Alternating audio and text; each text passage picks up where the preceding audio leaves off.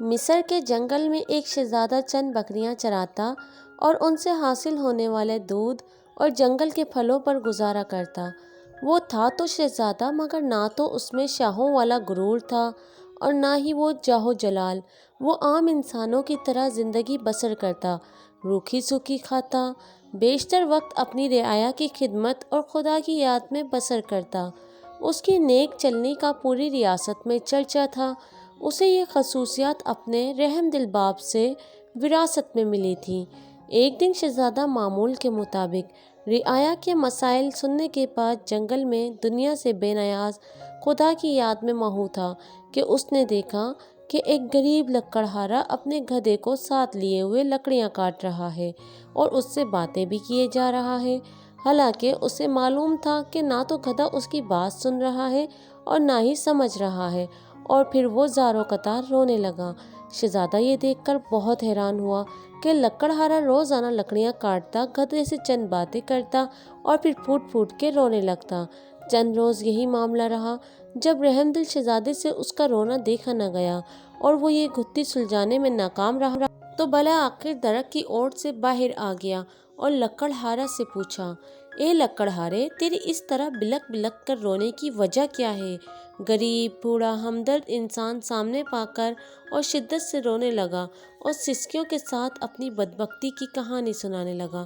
میرا ایک بیٹا تھا جسے خدا نے ایک بے تحاشا دولت سے نوازا تھا۔ ہر طرح کا عیش اسے میسر تھا، مگر اس دولت کا غرور اس قدر حاوی ہو چکا تھا کہ اسے اپنی دولت کے سوا کچھ دکھائی نہ دیتا تھا۔ اپنے غریب رشتہ داروں کو دھکے دیتا، انہیں ذلیل و رسوا کرتا۔ پھر اس کی بربادی کا دن آ گیا اور میری دور کی ایک رشتہ دار دوسرے شہر سے میرے گھر سوالی بن کر آئی، یہ سوچ کر کہ میں مشکل میں اپنے ہی کام آتے ہیں۔ وہ بہت غریب تھی، اس کی بیٹی کی شادی قریب تھی، مگر کوئی انتظام نہ ہو پایا تھا۔ اسے کچھ رقم کی ضرورت تھی۔ وہ اللہ کی نیک بندی تھی، مگر میرا بیٹا دولت کے نشے میں اندھا ہو چکا تھا۔ اس عورت کو دھکے مار کر گھر سے نکال دیا۔ یہی وہ وقت تھا جب ہماری بربادی شروع ہوئی۔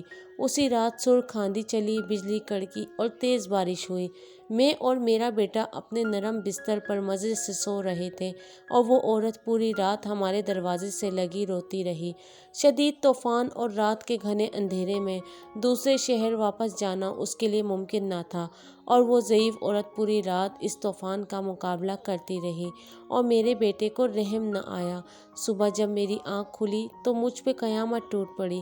میرا بیٹا گدھے کی صورت اختیار کر چکا تھا۔ گھر کا سارا سامان آسمانی بجلی گرنے سے جل کر خاک ہو چکا تھا۔ سب کچھ برباد ہو گیا تھا۔ اس سب میں میرا قصور یہ تھا کہ میں نے اپنے بیٹے کو غرور و تکبر سے نہ روکا، اور اب یہ عالم ہے کہ میں جنگل سے لکڑیاں کاٹتا ہوں اور اپنے ہی بیٹے پر لاد کر بیچنے لے جاتا ہوں، اور اسی سے ہم باپ بیٹے کا گزارا چلتا ہے۔ یہ سن کر شہزادے کی آنکھیں نم ہو گئیں اور وہ لکڑہارے سے مخاطب ہوا، اے ضعیف انسان، تو نے بہت ظلم کیا۔ بے شک برائی پر خاموش رہنے والا اور اسے نہ روکنے والا اس کا ساتھ دینے کے مترادف ہے۔ تو نے اپنے بیٹے کو برائی سے نہ روکا۔ مجھے تیری حالت پر افسوس ہے۔ اب میں اپنی اس غریب رشتہ دار کی تلاش میں مارا مارا پھرتا ہوں۔ اس کی تلاش مجھے رلاتی ہے۔ شاید وہ میری مدد کر سکے۔ وہ مجھے مل جائے، میں اس سے معافی مانگوں گا۔ شاید میرے گناہوں کا ازالہ ہو سکے، مگر افسوس وہ مجھے کہیں نہیں ملتی۔ یہ کہہ کر لکڑہارا رونے لگا۔ شہزادے نے اس کے آنسو پونچھتے ہوئے کہا، تو اپنے گناہوں کی معافی اللہ سے مانگ، وہ بہت رحیم ہے۔ اگر اس نے تجھے معاف کر دیا تو وہ تجھے اس عورت تک پہنچانے کا کوئی نہ کوئی سبب ضرور بنا دے گا۔ وہ بہت مہربان ہے، اپنے بندوں پر ظلم نہیں کرتا۔ بوڑھا لکڑہارا اسی وقت سجدے میں گر گر کر بلک بلک کر اپنے گناہوں کی معافی مانگنے لگا۔ اچانک دور سے کسی گھوڑے کی ٹاپوں کی آواز سنائی دینے لگی۔ ایک خوبصورت شہزادی سفید رنگ کے حسین گھوڑے پر سوار تھی۔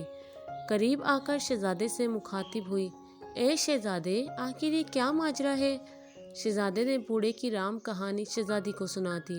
شہزادی کی آنکھوں میں آنسو جاری ہو گئے اور وہ گھوڑے سے اتری اور لکڑہارے سے کہنے لگی، میں ہی وہ لڑکی ہوں جس کی ماں تیرے در پر سوالی بن کر آئی تھی، مگر اے بدبخت، تیرے مغرور بیٹے نے اس نیک عورت کی زندگی ہی چھین لی۔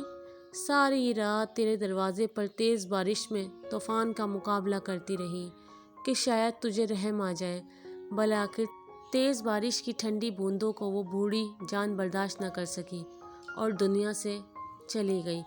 جب صبح ہوئی تو رحم دل بادشاہ معمول کی گشت پر تھا۔ اس کا وہاں سے گزر ہوا اور وہ میری ماں کو جب گھر لایا تو ماں کی لاش دیکھ کر میرے پیروں تلے زمین نکل گئی۔ اب میرا سہارا کوئی نہ تھا۔ بادشاہ یہ سب دیکھ کر بہت پریشان ہوا۔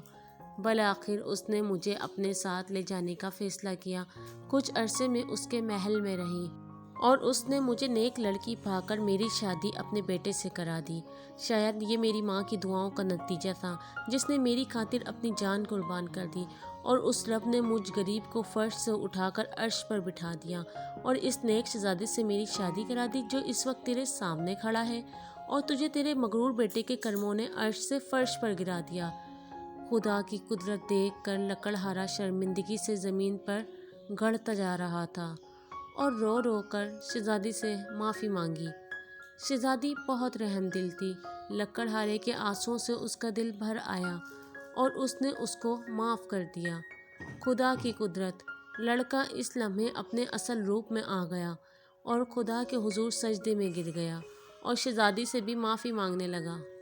شہزادی نے بھی اسے معاف کر دیا۔ بالآخر دونوں باپ بیٹا اپنی جھوپڑی کی طرف روانہ ہو گئے۔ تو پیارے دوستوں، آج کی کہانی اچھی لگی ہے تو چینل کو سبسکرائب کر دیں اور ویڈیو کو لائک کر دیں۔